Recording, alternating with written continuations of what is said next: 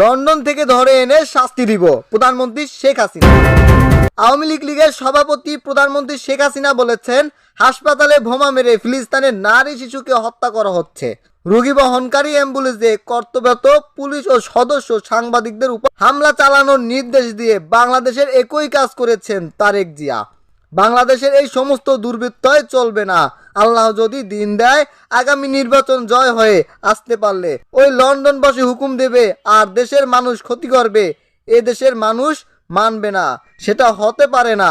দরকার হলে ওটাকে এখানে এনে শাস্তি দেওয়া হবে। গোপালগঞ্জ টুঙ্গিপাড়ায় সরকারি শেখ মুজিবুর রহমান কলেজ মাঠে গতকাল শনিবার নির্বাচনী জনসভায় শেখ হাসিনা এসব কথা বলেন। এ দিনে তিনি কোটালীপাড়া শেখ লুৎফর রহমান কলেজ মাঠে নির্বাচনী জনসভায় বক্তৃতা দেন। এ সময় তার সঙ্গে ছিলেন তার ছোট বোন শেখ রেহেনা। নির্বাচন বানচাল করতে দেশ বিদেশি ষড়যন্ত্র হচ্ছে জানিয়ে শেখ হাসিনা বলেন, তৃতীয় পক্ষ কি করতে পারে? দেশ কোনো উন্নত হতে পারে না। 2007-এ আপনারা দেখেছেন কি করেছে। তার আগে তো জিয়া, এরশাদ, খালেদা জিয়া এরাই তো ছিল। মানুষের তো কোনো ভাগ্য পরিবর্তন হয়নি। মানুষ যে অন্ধকারে সেই অন্ধকারেই ছিল।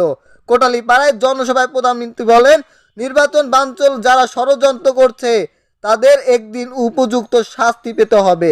আন্তর্জাতিক পর্যায়ে কেউ যদি নাক গলাতে আসে আমরা সেটা মেনে নিব না।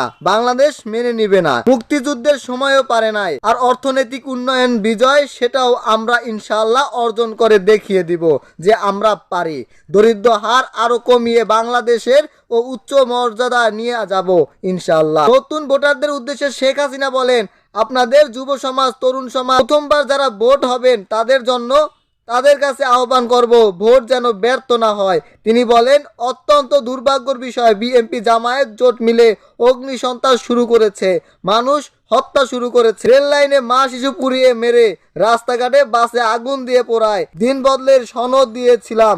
বাংলাদেশে 15 বছরে বদলে গেছে। অর্থনৈতিক উন্নয়ন শুরু করে অবকাঠামো উন্নয়ন, সামাজিক নিরাপত্তা, শিক্ষা ব্যবস্থা, সব দিকেই আজকে আমরা বাংলাদেশ এগিয়ে আছি।